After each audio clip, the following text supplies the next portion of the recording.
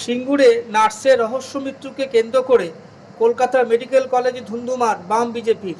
দেখুন।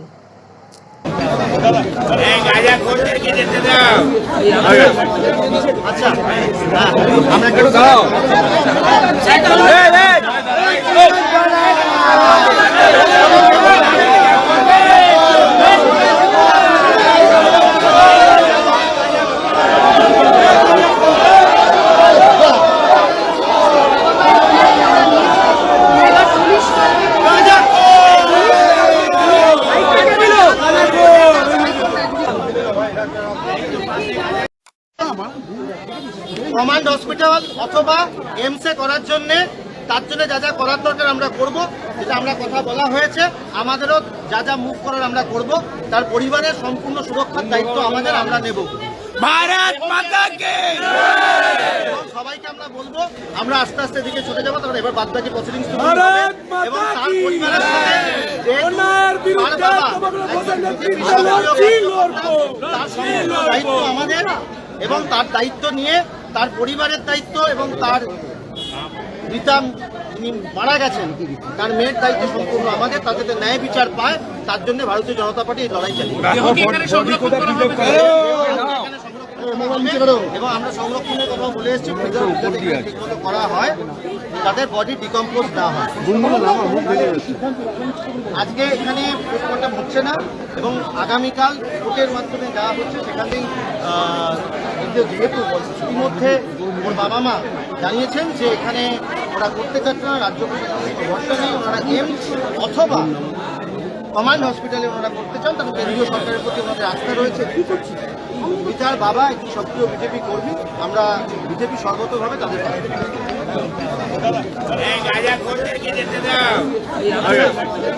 আচ্ছা, আমরা কেউ দাঁড়াও।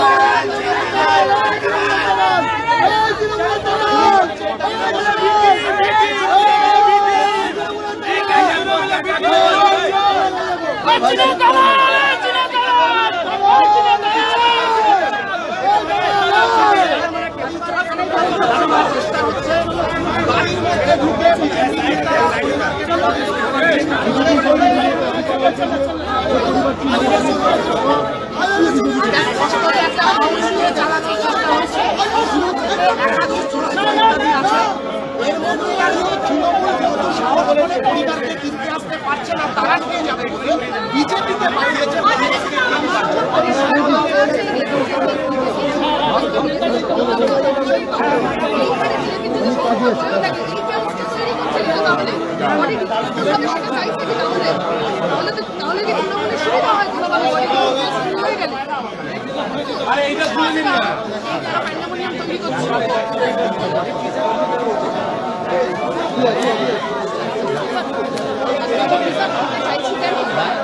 আজকে যদি বডি প্রিজার্ভ না হয় তাহলে কালকে পোস্টমর্টেম কি করে হবে?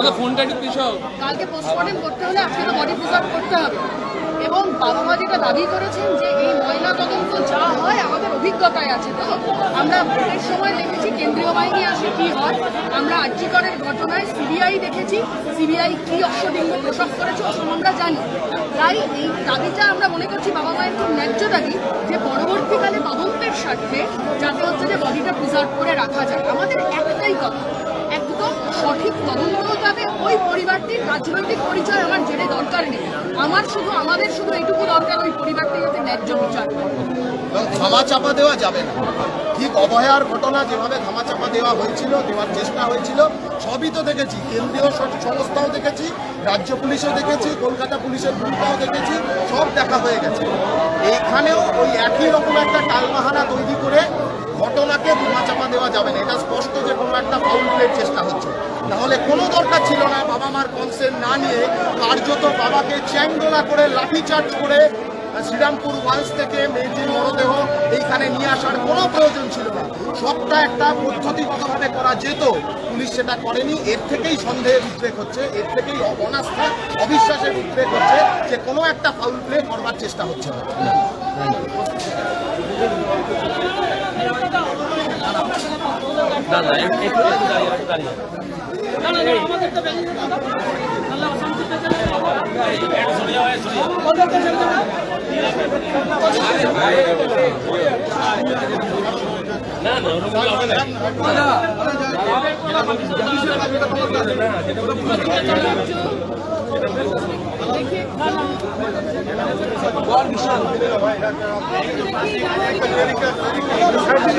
আমাদের ভিডিও ভালো লাগলে লাইক ও শেয়ার করুন, কমেন্ট সেকশনে গিয়ে জানান আপনাদের মতামত। আরও ভিডিও পেতে চ্যানেলকে সাবস্ক্রাইব করুন। প্রতি মুহূর্তে খবরের আপডেট পেতে প্রেস করুন বেল আইকন।